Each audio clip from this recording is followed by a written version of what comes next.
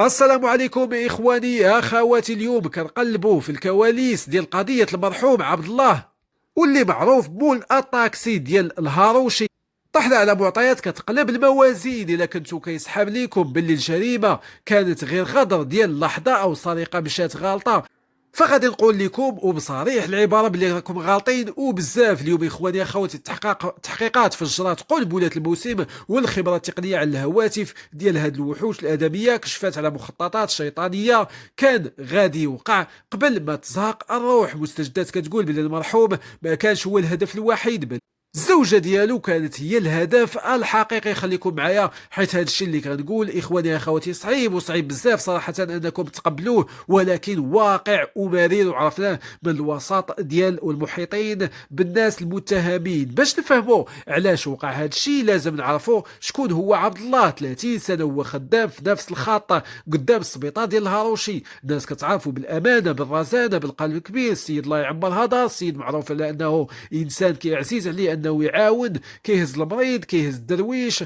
واللي ما عندوش كيديه في سبيل الله. هاد السمعه الطيبه وهاد القبول اللي عطاه الله وسط المرضى والاطباء ولات بحال الشوكه في حلق شي وحدين. جوج ديال الشوافريه، واحد فيهم ميكانيكي وكيفهم في الحديد مزيان، بدا كياكلهم اخواني اخوتي السم اللي فيهم، حيت الناس ما بغاتش تركب معاهم وباغيه غير عبد الله، وكتحاول انها تقرب لعبد الله باش هو يركبها. وهذا الشيء غادي يخلي الرزق ديالو يزيد بطبيعه الحال، حيت بطبيعه الحال الله سبحانه وتعالى عزيز عليه اللي كيدير الخير. كيف ما قلنا بدا كياكلهم السم حيت الناس ما بغاتش تركب معاهم وباغي غير عبد الله. هذا تحول الحسد للغل، والغل تحول لمخطط اجرامي كيبين باللي كاينين بشر بوجوه الشياطين. سمعوا هذه الصدمه يا اخواني اخواتي، فهي صدمه كبيره وكبيره بزاف. التحقيقات والخبره على التليفونات بينات باللي الخطوه الاولى اللي كانوا راسمينها ماشي هي القتل، كانوا ناويين يضربوا المرحوم في اغلى ما عنده الزوجه ديالو. نعم اخواني اخواتي، الخطه كانت هي يخطفوا الزوجه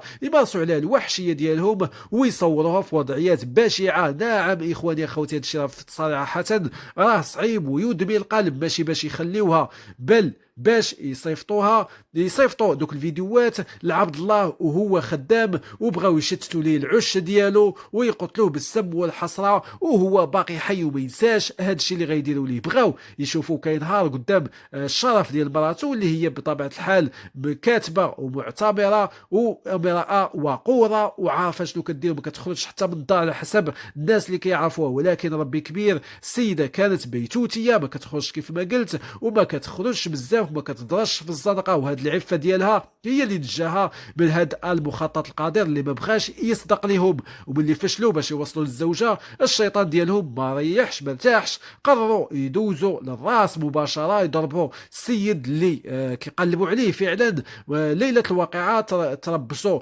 ليه قدام الباب ديال دارو، ركبوا معاه كانهم زملاء ديال المهنه واستغلوا الثقه ديالو عبد الله حيت نيته صافيه، هزهم باش يوصلهم. ولكن في الطريق داروا ليه شي ماده مخدره اللي غيباتوا عن الوعي اخواني اخواتي بطبيعه الحال. وهذو ممارسات كيديروهم المجرمين وماشي غريبين. هنا بدات التصفيه، الضرب المفضي للموت، وما كانش سرقه، ما كانت حتى شي حاجه ما مشات من السياره ديالو، حيت اللي بغى يسرق كيهز الصرف ويهرب. هادو بقاو كينكلوا بالراجل حتى فاضت روحه لخالقها، وبغاو يخويو ليهم الساحه في الهاروشي ويوليو هما اللي كيناشروا في عباد الله بوحدهم كمحللين. لهاد النازله كنشوفوا باللي حنا قدام مجرمين من نوع خطير. هذاك اللي عنده 40 سنه وميكانيسيان كان عارف فين يضرب وكيفاش يمسح البصمات، والاعترافات ديالهم باللي ما كانوش ناويين يقتلوه هي غير محاوله بائسه باش يهربوا من المؤبد. ولكن واش اللي كيوجد ماده مخدره وكيخطط لخطف امراه وكينكل برجل عنده 70 عام كيتسمى مناويش، هذه راه جريمه مع سبق الاصرار والترصد، جميع جريمه دافعها هو الحقد الطبقي والمعنوي على إنسان ناجح بالأخلاق ديالو. شكرا لكم على المتابعة والسلام عليكم.